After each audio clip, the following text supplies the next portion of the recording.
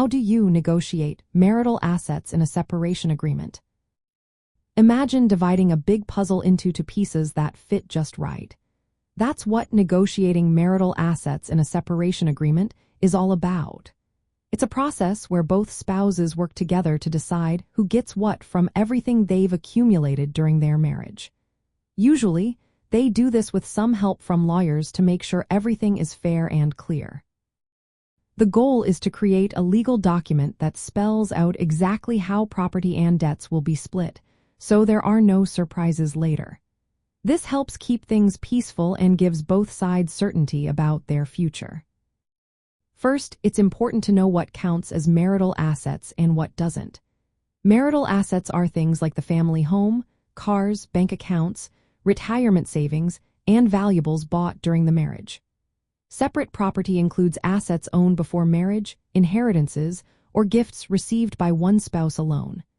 These are usually kept out of the division process unless they've been mixed with marital property.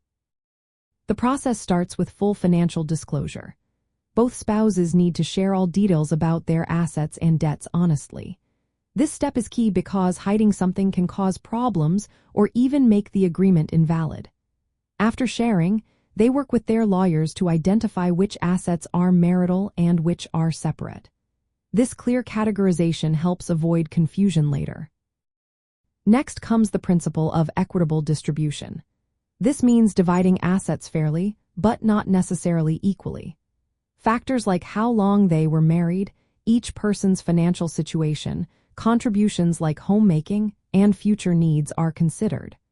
For example, if one spouse stayed home to raise children, that might be taken into account when dividing assets. Negotiations can happen directly between spouses, through mediation with a neutral third party, or with lawyers representing each side. Mediation often helps because it encourages cooperation and reduces hostility. During these talks, spouses might agree to trade certain assets or make payments to balance the division.